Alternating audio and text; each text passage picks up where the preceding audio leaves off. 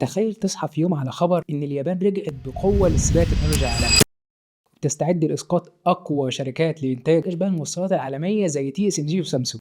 حاسس إنها مستحيلة صح؟ بس خليني أفاجئك وأقول لك إن ده فعلا اللي اليابان ناوي يتحققوا الفترة اللي جاية من خلال مشروع رائد جدا، ممكن يكون مفتاحها للسيطرة على صناعة الرقائق الإلكترونية في المستقبل زي ما كانت مسيطرة عليه زمان. فلو ما تعرفش، فأول مكالمة فيديو من موبايل حصلت من خلال شركة يابانية. نفس التقنية دي ما ظهرتش ووصلت لبقية العالم إلا بعد 10 سنين من عرضها في اليابان للمرة الأولى. وأول موبايل بكاميرا خلفية وصل للمستهلكين في السوق كان ياباني. حتى تقنيات ال 3G بدأت برضه من اليابان، لكن لو لاحظت فتقريبا ما عدناش دلوقتي بنشوف منتجات يابانية، ولا تقريبا بقينا نسمع عن شركات يابانية تكنولوجية خالص. حتى لو رحت اليابان نفسها غالبا هتلاقي أغلب الناس ماسكين موبايلات وأجهزة مش يابانية، وغالبا هتبقى أجهزة زي أبل وسامسونج. طب بلاش دي، شايف الشركات اللي قدامك دي؟ TSMC وسامسونج وانتل ونفيديا وبرودكوم ومايكرون تكنولوجيز واي ام دي وكوالكوم وتكساس انسترومنتس وابلايد ماتيريالز. الشركات دي بتشترك في حاجتين مهمين جدا، اولهم انهم افضل 10 شركات لاشباه الموصلات في العالم، لكن الاهم انهم جايين بس من 3 دول بيسيطروا على صناعه اشباه الموصلات العالميه سواء في التصميم او التصنيع، وهم تايوان وكوريا الجنوبيه وامريكا.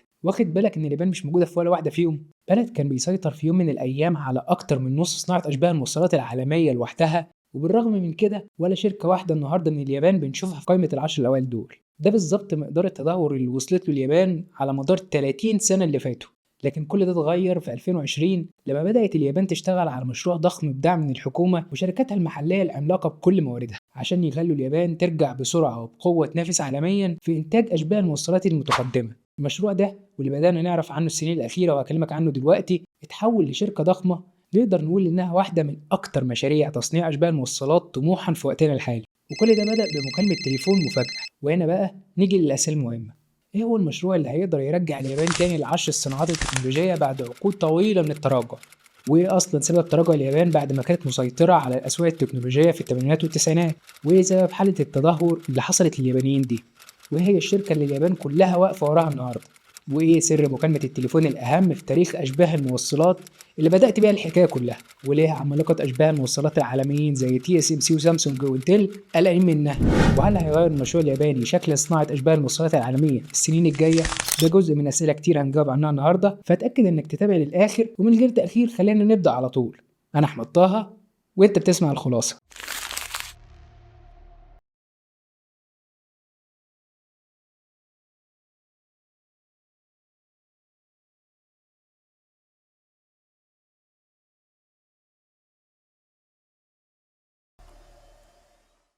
اهلا بيك. قبل ما احكي لك قصه مكالمه التليفون المحوريه دي، خلينا الاول نجاوب على السؤال ده، ليه اتدهورت صناعه اشباه الموصلات في اليابان بالشكل الكبير ده؟ وعشان نجاوب خلينا نرجع بالزمن لورا شويه. في الثمانينات كانت اليابان بتسيطر على تقريبا 50% من سوق اشباه الموصلات العالميه في شركات زي NEC وتوشيبا وايتاشي. الشركات دي كانت العمود الفقري لصناعه الرقائق وبيسيطروا على سوق اشباه الموصلات العالميه. يعني لو بصيت على احصائيات سنه 89 هتلاقي ضمن اكبر 10 شركات مصنعه للرقائق في العالم 6 منها شركات يابانيه مع كام شركة أمريكية. لكن لو رحت لسنة 99 تشوف مدى التدهور اللي وصلت له اليابان، لدرجة إنك هتلاقي ضمن أكبر 10 شركات في العالم 7 منها شركات أمريكية، وفضلت الهيمنة اليابانية تقل لحد ما وصلت بحلول 2022 لحوالي 9% بس من الإنتاج العالمي. أسباب التدهور ده كتير، لكن في سببين كان هما الأبرز. أولهم كان أمريكا. طب ليه وإزاي عملت كده؟ ببساطة في سبتمبر سنة 86 وفي قمة هيمنة الصناعة اليابانية على سوق أشباه الموصلات، اشتكت الشركات الأمريكية من المنافسة غير العادلة من الشركات اليابانية، لأن اليابان كانت مهتمة جدا بالتصنيع المتقن والسعر الرخيص، ونجحت بالاستراتيجية دي تقتحم أسواق كتير في أمريكا وأوروبا. حتى لما رفعت أسعار منتجاتها كانت بتهتم برضه برفع الجودة والكفاءة، وده اللي خوف أمريكا من سيطرة اليابان زي ما بيحصل حاليا دلوقتي مع الصين. الخوف ده خلى مستثمر أمريكي يقدم طلب في الجرايد للحكومة يطلب علنا إنها لو مش قادرة تسيطر على اقتصاد اليابان فعلى الأقل تفرض عليها ضرائب زيادة أو حتى عقوبات اقتصادية، وده عشان يقلل مبيعاتهم في أمريكا ويقلل من سرعة تطور اقتصادهم. بس عارف مين اللي قدم الوثيقة دي؟ مش هتصدق، أيوة مظبوط، دونالد ترامب. وبسبب الضغط الأمريكي الشديد وقعت اليابان والولايات المتحدة اتفاقية تجارية بخصوص أشباه الموصلات اتعرفت بعد كده باسم اتفاقية بلازا، وهي اتفاقية عملتها أمريكا سنة 85، وكانت بين أمريكا وفرنسا وألمانيا الغربية والمملكة المتحدة واليابان، أو المعروفين دلوقتي بمجموعة الجي 5. خفضت فيها قيمة الدولار عشان تزود الصادرات الأمريكية وتعالج العجز التجاري. ده طبعا اتسبب في زيادة سعر الين الياباني بنسبة 50% قصاد الدولار، وخلى صادرات اليابان زي العربيات والإلكترونيات طبعا أغلى. الاتفاقية دي كان ليها تداعيات كتير جدا، لكن أهمها إنها تسببت في تقليل حصة اليابان في سوق الرقائق العالمي لصالح الأمريكيين. أما السبب التاني لتراجع اليابان هو خطأ الشركات اليابانية الأخطر، وده بسبب هوسهم بالتكامل الرأسي في الصناعة. يعني كل شركة يابانية كانت بتصمم الرقائق وتصنعها وبتسوقها، كل ده تحت سقف واحد، بيعملوا كل حاجة من الآخر. لكن السوق العالمي اتطور وبدأت الشركات تفصل بين تصميم الرقائق وتصنيعها وتتوسع أفقيا. يعني الشركة اللي بتصمم مش لازم تكون هي اللي بتصنع ولا حتى اللي بتسوق، وده ادى الشركات دي ميزة تنافسية كبيرة جدا. حتى تايوان اللي تعتبر ما عندهاش موارد استثمرت بشكل ضخم في القطاع ده من خلال شركة TSMC اللي بقت النهاردة أكبر مصنع للرقائق في العالم. زي ما انت عارف، صناعة أشباه الموصلات بتعتمد على نوعين من الشركات: شركات بتصمم وبتطور تكنولوجيا الرقائق الإلكترونية زي IBM وانفيديا، وشركات بتصنع أو لها أذرع للتصنيع معروفة باسم الفابس، واللي أشهرهم سامسونج وTSMC وإنتل. التخصص ده خلى الشركات اليابانية مش قادرة تجاريها، وتسبب في تأخر اليابان بعد ما كانت في صدارة الصناعة. لكن كل ده اتغير في صيف 2020 لما جت مكالمة مفاجئة وخطيرة من عملاق التكنولوجيا الأمريكي IBM. المكالمة دي كانت للعبقري عملاق صناعة أشباه الموصلات اليابانية تيتسورو هيجاشي. ولو ما تعرفوش، فهيجاشي قضى 42 سنة من حياته المهنية مع عملاق تصنيع أشباه الموصلات شركة طوكيو إلكترون، منها 23 سنة كان رئيس تنفيذي ليها. شركة IBM طورت تقنية شريحة 2 نانومتر، الشريحة الأحدث لحد دلوقتي، لكن ما قدرتش تنتجها تجاريا، خصوصا بعد قرار تقليل اعتمادها على سامسونج وشركائها بسبب المنافسة الموجودة بينهم في مجالات تانية. فاقترحت إنتاج الرقائق الجديدة دي في اليابان. وعشان تفهم مدى أهمية الخطوة دي، فخليني أقول لك إن الشريحة الأكثر تقدما حاليا ويتم إنتاجها تجاريا هي شريحة ال3 نانومتر، واللي بتصنعها شركة TSMC التايوانية وسامسونج في كوريا الجنوبية. المهم، المكالمة دي قال مسؤول في شركة IBM الهيجاشي إن هم بيدوروا على طريقة لإنتاج الرقائق الجديدة في اليابان. هيتاشي ما ضيعش وقت، ومجرد ما سمع العرض تواصل مع صديقه سويشي كويكي الرئيس السابق لشركة ويسترن ديجيتال جابان، وهي شركة عالمية رائدة في تخزين البيانات. حكى له الموضوع كله، وبعدها بدأ الاتنين يجمعوا فريق من خبراء الصناعة اليابانية، ونسق كويكي اجتماع مع رئيس الوزراء الياباني وقتها تشينزو آبي عشان يعرض عليه المشروع: إنشاء شركة يابانية عالمية لأشباه الموصلات لتغيير شكل الصناعة في المستقبل. وبعد اجتماعات مكثفة وصلت ل 138 اجتماع على زوم شارك فيها كبار خبراء أشباه الموصلات اليابانيين في العالم كله. طلعوا من الاجتماعات دي بخارطة الطريق لأكثر المشاريع طموحا في تاريخ اليابان من أكثر من نص قرن في واحدة من أعقد الصناعات في العالم. وانتهت خارطة الطريق دي بتأسيس شركة وسموها رابيدوس. الشركة دي اتأسست في طوكيو في أغسطس 2022 وتحت إدارة كويكي وهيجاشي.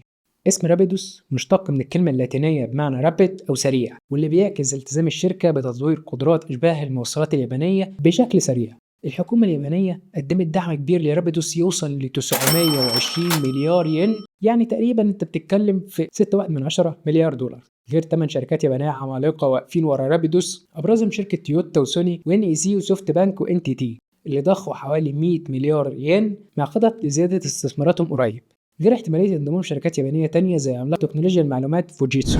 لكن عشان توصل الشركة للإنتاج التجاري فهي محتاجة حوالي 6 مليار دولار. رابيدوس أنشأت مقرها الرئيسي في طوكيو، لكن لما قررت تبني أول مصنع ليها قعدت تدور في أنحاء اليابان عشان تلاقي موقع مناسب ومعايير محددة.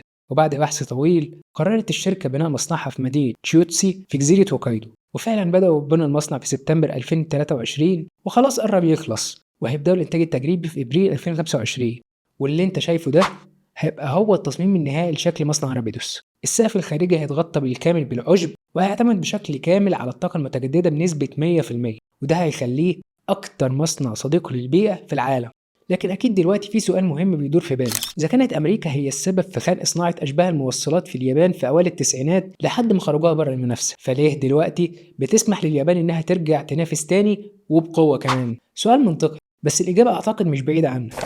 كلمة السر في كل ده هي الصين. أمريكا مش عاوزة تسيب صناعة أشباه الموصلات مركزة بالكامل في TSMC وتايوان، اللي أصلا الصين شايفاها جزء من أراضيها، وبالتالي أمريكا عاوزة يكون في توزيع جغرافي عالمي للصناعة الحرجة دي بعيدا عن متناول الصينيين. ما تنساش إن الرقائق الإلكترونية دلوقتي هي العصب الرئيسي لكل حاجة بنستخدمها في عصرنا، بداية من الهواتف الذكية وصولا للسيارات والذكاء الاصطناعي. لكن بعد جائحة كورونا والتنافس التجاري بين الصين وأمريكا، أمريكا شافت إن الاعتماد المفرط على تايوان وكوريا الجنوبية في تصنيع الرقائق دي بيشكل خطر حقيقي، واليابان هتكون غالبا هي الإجابة الصحيحة. نرجع تاني لمصنع رابيدوس. إيه اللي هينتجه المصنع ده بالظبط؟ زي ما قلت لك في البداية، شركة IBM طورت تقنية رقائق 2 نانومتر اللي مفيش تقريبا أي مصنع بدأ في إنتاجها تجاريا ولا حتى TSMC التايوانية. لكن بتخطط TSMC وسامسونج إن هم يبدأوا تصنيع الرقائق دي في وقت ما في 2025 لكن بدون تحديد ميعاد محدد. مصنع رابيدوس بقى هيبدأ في إنتاج رقائق 2 نانومتر على طول، ولو كل حاجة مشيت مظبوط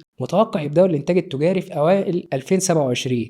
ولو مشي إنتاج الرقائق دي كمان بشكل سلس بتخطط الشركة تبني مصنع تاني لإنتاج رقائق الجيل الأحدث من 2 نانومتر وهي رقائق 1.4 نانومتر. لكن نقدر نقول لحد دلوقتي إن الخطط اليابانية بتتقدم بشكل كويس. يعني عندك في أواخر ديسمبر 2022 بدأت رابيدوس تستلم أجزاء من آلة الطباعة الحجرية بالأشعة الفوق البنفسجية القصوى ال EUV من شركة المعدات الهولندية العملاقة ASML. وبدأت ASML فعلا تركب الماكينة في مصنع رابيدوس في أوكايدو، متوقع إن العدد يزيد في المستقبل.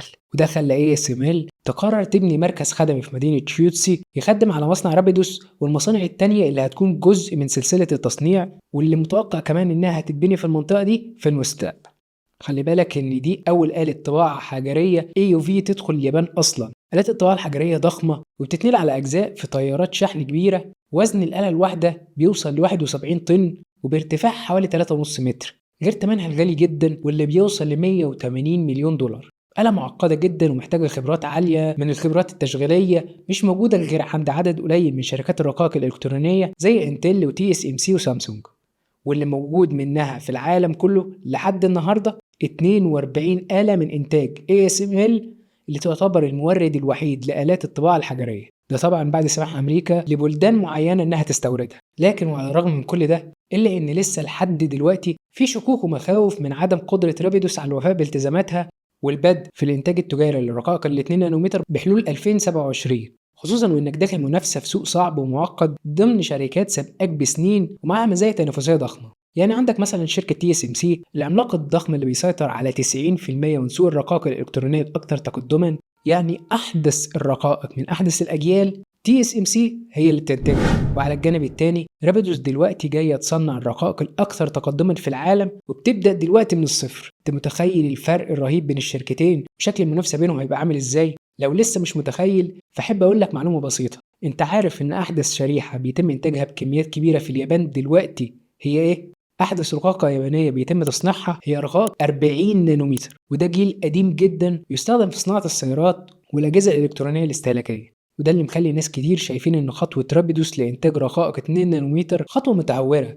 وحتى خبراء الصناعة شايفين إن محاولة الشركة البدء مباشرة في إنتاج رقائق 2 نانومتر اللي تقريبا مفيش أي شركة حاليا هتقدر تنتجها بكميات كبيرة غير TSMC في تايوان. التحدي الأكبر اللي بيواجه رابيدوس غير التمويل الضخم اللي محتاجاه هو الموارد البشرية المدربة، العمالة الماهرة والعقول اللي هتقدر تحقق كل ده، واللي معظمهم حاليا موجودين في تايوان وكوريا الجنوبية. والرغم من محاولة جذب المهندسين اليابانيين اللي بيشتغلوا في الخارج إلا إن طبعا لسه في نقص كبير في المتخصصين والعمالة اللي هيقدروا يديروا ويقوموا الصناعة المعقدة دي. عشان كده بعتت رابيدوس 150 مهندس لتدريب من عندها لمركز أبحاث IBM واسمه ألباني نانوتك في نيويورك، غير شراكتهم كمان مع منظمة ايميك الدولية لأبحاث أشباه الموصلات في بلجيكا عشان تساعدهم في الدعم الفني. حتى عامل الوقت بيلعب دور حاسم لأن حاليا المنافسين زي TSMC شغالين بالفعل على تقنيات التصنيع بدقة 2 نانومتر. يعني لو ما اتحركتش اليابان بسرعة هتتأخر كتير جدا. موضوع كبير جدا يا صديقي ومش هقدر أطول عليك أكتر من كده، لكن دلوقتي خلينا أسألك الأسئلة المهمة وهستنى إجابتك عليها في التعليقات. تفتكر رابيدوس هتبقى قد التحدي وهتقدر تبقى منافس حقيقي لعمالقة الصناعة دي قريب؟ هل هيقدر اليابانيين يحققوا الحلم ده ولا رابيدوس هتبقى محاولة فاشلة تانية للنهوض بالاقتصاد الياباني؟ هستنى أشوف إجابتك في التعليقات. ولو عجبتك الحلقة وحابب تشوفنا تاني اشترك في القناة واعمل شير للحلقة دي مع صحابك وعرفهم علينا عشان هم كمان يقدروا يستفيدوا. هستناك ونتقابل الحلقة الجاية بإذن الله. أنا أحمد طه، أشوفكم بخير.